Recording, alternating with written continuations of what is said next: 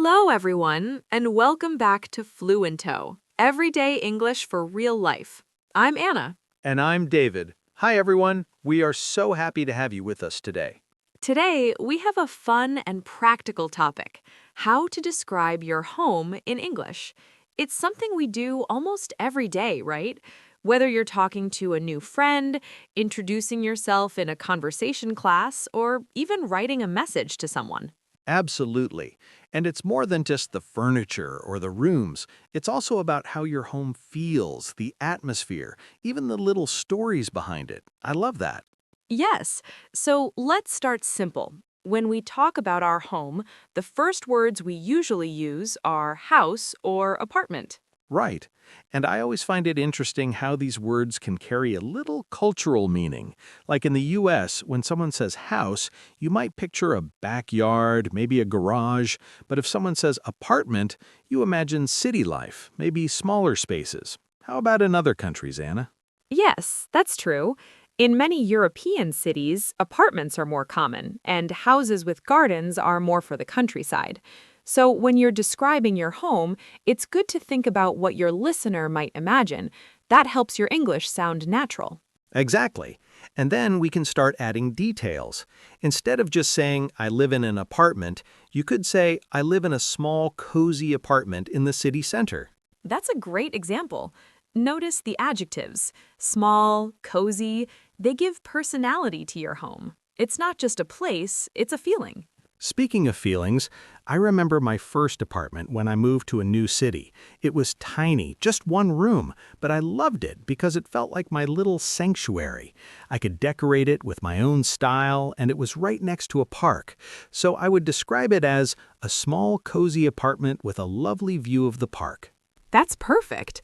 And see how David used lovely view. That's another phrase you can use to make your description richer. You can also say beautiful view, amazing view, or even quiet neighborhood if you want to talk about the area around your home. Exactly. And it's interesting because when we describe our home, we're not just talking about physical things, we're also sharing a bit of ourselves. That's so true. Our homes often reflect who we are, our habits, our culture. For example, in my home, I have a big bookshelf because I love reading. So when I describe my home, I might say, I have a small apartment, but it has a big bookshelf filled with my favorite books. I love that. And you can also describe the style of your home. Like, is it modern, minimalist, traditional? For instance, I like to say, my apartment is modern but very cozy. I have a lot of warm lights and soft furniture. Yes, that's a good teaching point.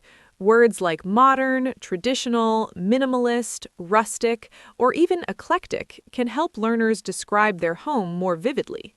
You know, Anna, this reminds me of a funny story. When I first moved to London, I described my flat to a friend as small but charming. She laughed and said, David, only British people say charming for a tiny flat. It made me realize how culture changes the words we use. That's so true. That's a perfect example for our listeners. Even simple adjectives can carry cultural meaning, so it's good to pay attention to how native speakers use them. Right. And let's not forget about rooms. I think beginners often just say living room, kitchen, bedroom, but you can make it more natural by adding a few details. Exactly. Instead of my kitchen is small, you could say my kitchen is small but very bright with a big window that lets in sunlight. Yes, and you can describe the furniture too. I have a wooden dining table and a comfortable sofa. See how that paints a picture? Definitely. And for beginners, I always encourage using simple connectors. Words like and, but, also. They make your sentences flow naturally. Speaking of flow, another thing is talking about your favorite spots in your home. I always tell people, think about where you like to spend time. For example, I love sitting by my window with a cup of tea in the morning. I would say, my favorite spot in my apartment is by the window. I like to sit there with a cup of tea and watch the city wake up. That's a beautiful description, and it teaches learners new verbs and expressions. Sit, watch, wake up. It's storytelling through English. And we can also talk about things that make your home special, maybe a decoration, a photo, a plant. These little details bring your description to life. Absolutely. For example, you could say, I have a small plant on my desk. It's green and makes the room feel fresh. See how small details can make a big difference? Yes, and it also helps learners practice adjectives, colors, and even simple grammar like its for descriptions. Another tip is to compare your home to something familiar, like, my apartment is smaller than my friend's house, but it's much cozier. Comparisons are very natural in conversation. That's a good point. And idioms can also make it sound more natural. For example, in English, we sometimes say, make yourself at home. It means feel comfortable, not literally your home. But it's something you might say to a guest. Yes, and that reminds me of another phrase, home sweet home. You can use it to express that your home feels comfortable and welcoming. Oh, I love that phrase. I always say it when I return from a long trip. It's simple but very expressive. Speaking of trips, I think it's interesting how different cultures view home. In some countries, the kitchen is the heart of the home. In others, maybe the living room. And describing your home can give a listener insight into your culture. Exactly. For example, in my family, we always gather in the kitchen, cooking together and talking.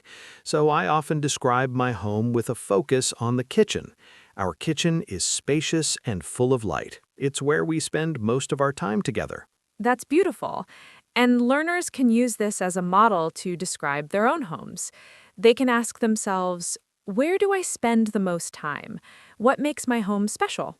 And it's also a chance to teach prepositions like on, in, by, next to. For example, my sofa is by the window, or the painting is on the wall. Prepositions are tricky, but when we describe a home, they become practical and easy to remember because they're connected to real life. Absolutely. And don't forget pronunciation. Words like window, sofa, bookshelf can be pronounced slightly differently depending on your accent. For example, some people say sofa and some say sofa. Little differences like that can make your English sound more natural. Yes, and learners can practice by describing their own rooms out loud. Speaking is the key. You can start with simple sentences. I have a big bed. My desk is near the window. I like my home because it is cozy. And then add more details gradually. And don't be afraid to share feelings. You could say, I feel relaxed in my living room, or I feel happy when I sit on my balcony in the evening. Feelings make your description more alive.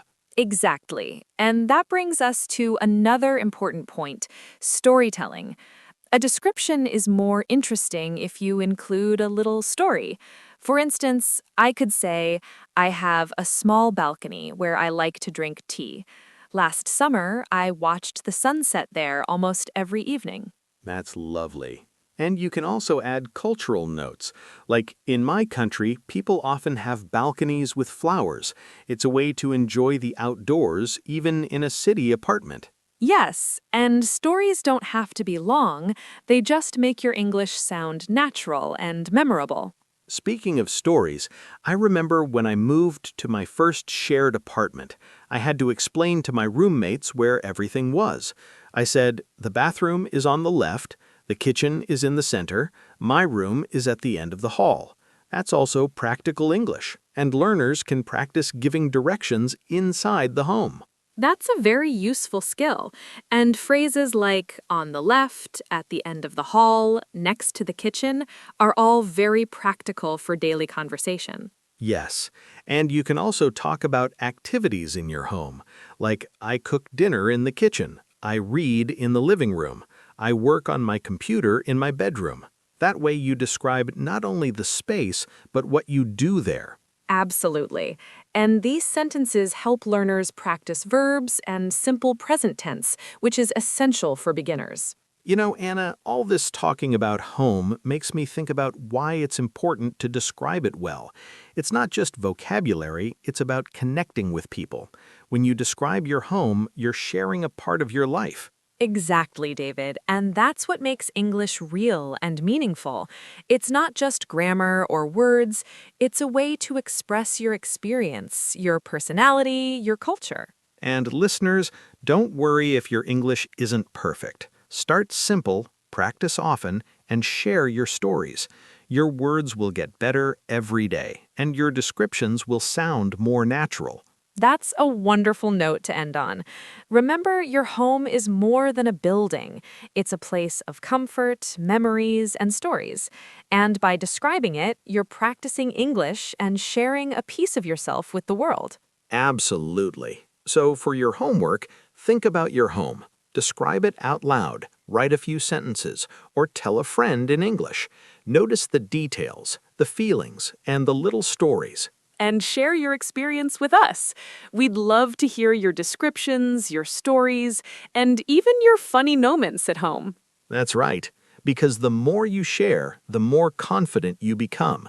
And remember, every sentence you speak is a step towards fluency. Thank you for joining us today on Fluento, Everyday English for Real Life. We hope you enjoyed learning how to describe your home in English. And we hope you feel inspired to practice, tell your story, and make your English feel alive and meaningful. Until next time, keep speaking, keep learning, and make your English as cozy and welcoming as your home. Bye, everyone. Bye!